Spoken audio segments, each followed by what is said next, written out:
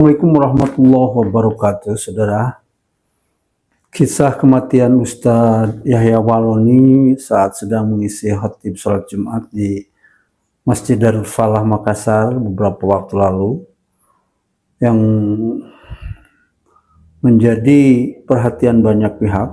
Saya berdoa semoga kematiannya membawa beliau ke tempat terbaik di sisi Allah Subhanahu wa Ta'ala. Kematiannya membuat iri kita. Kematian Ustadz Yahya Waloni insya Allah meninggalkan ketauladanan buat kita semua. Beliau meninggal di atas mimbar salat Jumat dan sedang menyampaikan khutbahnya konon mengenai ketaatan dan ketauladan. Meninggal di hari yang istimewa, hari Jumat, tempat yang istimewa di atas mimbar, dan di hari yang istimewa pula yaitu Idul Adha. Meninggal dunia saat sedang berada di mimbar sungguh merupakan impian banyak umat muslim termasuk saya pribadi. Beberapa saksi mengungkapkan Ustadz yang memiliki latar belakang sebagai mantan pendeta itu disebut tiba-tiba lemas dan terduduk di atas mimbar. Sungguh sebuah proses kematian yang dirindukan. Selamat jalan Yai, surga menantimu. Teman-teman, beliau masuk Islam bukan karena harta, tahta ataupun pencitraan, tetapi karena murni kecerdasan beliau dalam memahami kebenaran yang terkandung di dalam agama ini. Bukan pula karena uang, karena seperti dalam kisah di video ini, beliau sudah memiliki itu semua. Bahkan dia bergaji dolar, saudara, dan tidak sedikit. Dia meninggalkan itu semua karena semata-mata keyakinan akan kebenaran yang hakiki dalam Islam. Oke, untuk tidak membuang waktu yang berlama-lama, simak salah satu ceramah beliau yang paling fenomenal ini. Stay tune. Wassalam. Saya pelajari Islam 8 tahun baru masuk, dan bukan melihat sikap orang Islam, bukan. Kalau saya hanya melihat sikap Muslim, Allahu Akbar, barangkali nggak Islam sampai hari ini. Jangan pendeta kelas Jawa Tengah. Pendeta kelas Jawa Tengah terlalu kecil, lompatan logikanya jauh sekali. Pendeta kelas dunia, Terry Jones, you come here to Indonesia here. Datang ke Indonesia. Kita debat secara terbuka di depan forum dua komunitas, Islam dan Kristen. Sebelum Nabi Muhammad datang ke dalam dunia ini, nabi-nabi puluhan ribu tahun telah menginformasikan. Termasuk di dalamnya Nabi Isa alaihissalam. Bukan Yesus. Saya masuk Islam tidak cari popularitas, karena memang sudah terkenal sampai ke tingkat dunia. Saya masuk Islam tidak cari uang, tidak cari harta, karena memang gaji saya ratusan juta. Bukan rupiah gaji saya. Gaji saya dari Jerman, from Stuttgart. Pusat gereja Protestan Jerman. Pusat gereja Katolik Roma. Pusat gereja Pantekosta The Bethelpin Kastrok, Belanda. Saya orang Manado asli kafir, begitu. Tidak peduli. Ini yang namanya jihad. Ini yang disebut jihad. Bicara kebenaran, jangan pakai bela. Saya ceramah di mana-mana, saya katakan umat Islam jangan bela jihad saya, cukup doain.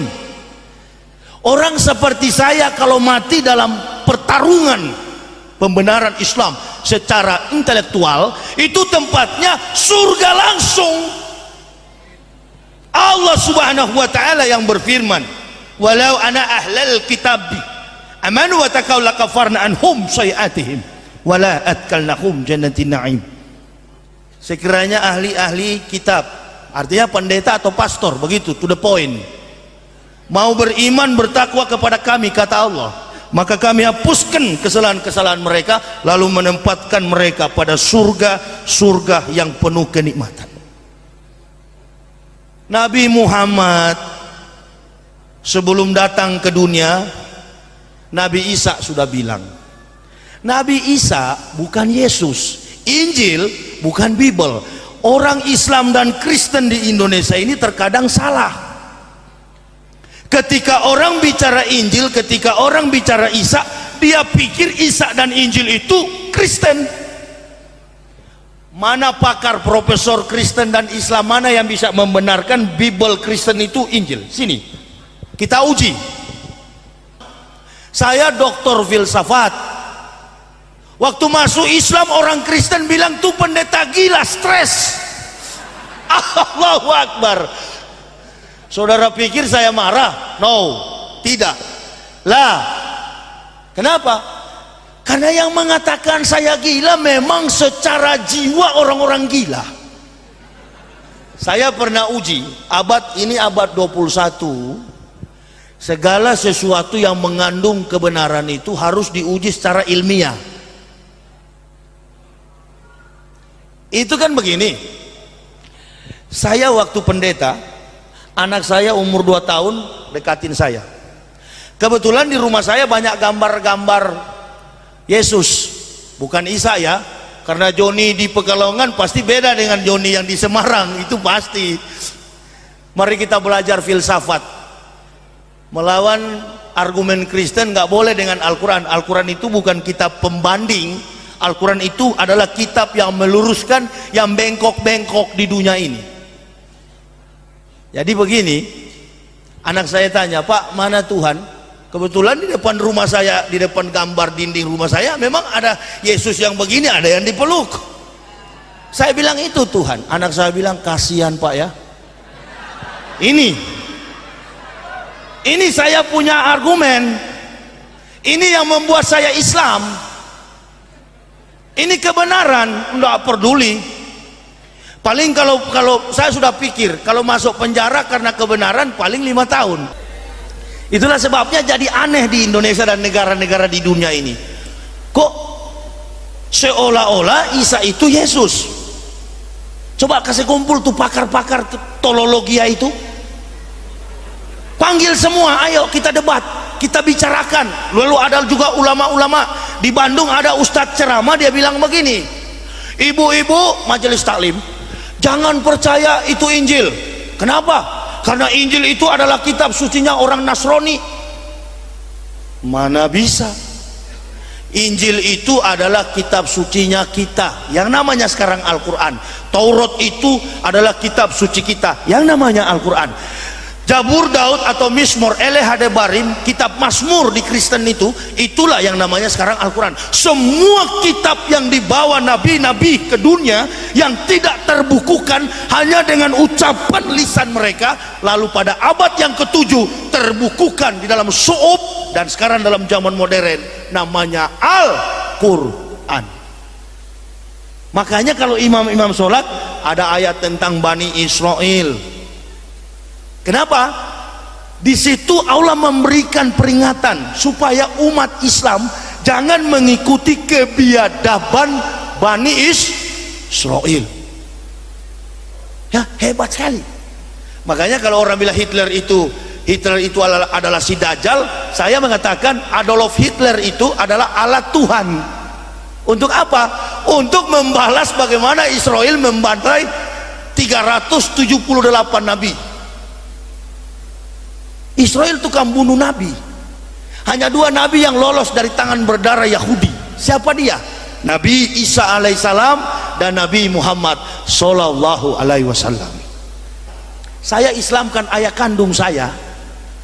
Bapak saya itu tentara, perwira seksi 1 di Korem 131 Santiago Manado. Saya anak tentara. Purnawirawan ayah saya tentara. Ayah saya bilang begini, kurang ngajar ngana kasih sekolah tinggi-tinggi sampai dapat gelar doktor kabirator rusak, ente masuk Islam.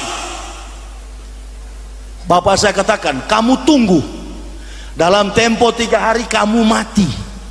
Berapa hari Pak? 3 hari. Hari pertama saya nggak mati, hari kedua tidak mati, hari ketiga tidak mati, sampai hari keempat saya nggak mati-mati. Saya telepon, Pak, saya belum mati. Waktu Nabi Muhammad dapat wahyu, pada waktu itu belum ada kiai, belum ada ustadz, baru 1 muslim, calon Islam baru 1, muslim baru 1, Nabi Muhammad. Belum ada kiai pada waktu itu. Datanglah Siti Khotijah mengatakan kepada Rasulullah, mari pergi ke paman kita. Siapa pamanmu? Pendeta Waroka bin Nawfal. Pendeta Waroka membuka kitab Taurat Musa, membuka Injil Isa, membuka Zabur Daud, dan mendapatkan inilah Ahmad, Nabi Muhammad yang kami tunggu-tunggu, yang telah dinubuatkan, dirisalahkan puluhan ribu tahun oleh seluruh nabi-nabiullah. Langsung dikatakan oleh pendeta Waroka bin Nawfal, inilah nabi yang kami tunggu. Sudah, saya sudah cukup sampai di sini, biar dicabut nyawa saya oleh Tuhanku. Aku sudah melihat nabi yang terakhir, dan belum terhapus di kitab Perjanjian Lama Kristen. Di buku saya jelas sekali, semua tentang Nabi Muhammad, mengungkap kebenaran Rasulullah.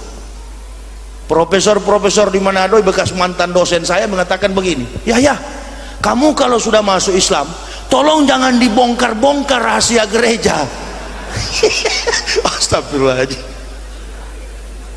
Saya bilang justru saya mau bongkar, karena saya tidak ada urusan dengan orang Islam dan orang Kristen.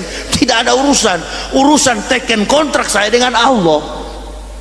Saya memang dari keluarga memang keras disiplin dan kritis. Kalau saya anggap itu benar, saya akan pertahankan sampai masuk liang kubur. Silakan, saya sudah katakan, silakan, saya sudah siap menghadapi apapun resiko. Saya jamaah jangan bela, biar supaya orang tahu bahwa inilah kebenaran. Umar bin Khattab sudah tidak ada, tapi generasinya tetap ada. Kalau dia pakai pedang, saya tidak pakai pedang, saya pakai akal, saya pakai ilmu, saya pakai sains, ilmu pengetahuan. Mari, justru saya sayang, ayo kembali, masih di dunia. Karena kalau saya tidak sampaikan kebenaran ini, kalau saya mati, Allah katakan, hei, masih kurang. Mungkar, la baik ya Allah. Nakir, ya baik ya Allah. Hajar tu Muhammad Yahya. Ada yang dia sembunyi waktu dia berdakwah. Ini, jadi tidak ada urusan dengan manusia. Bukan saya cari-cari muka sama umat Islam. Waktu saya ditelepon di masjid ini 7 bulan yang lalu, panitia membawa undangan ke rumah saya di Bandung.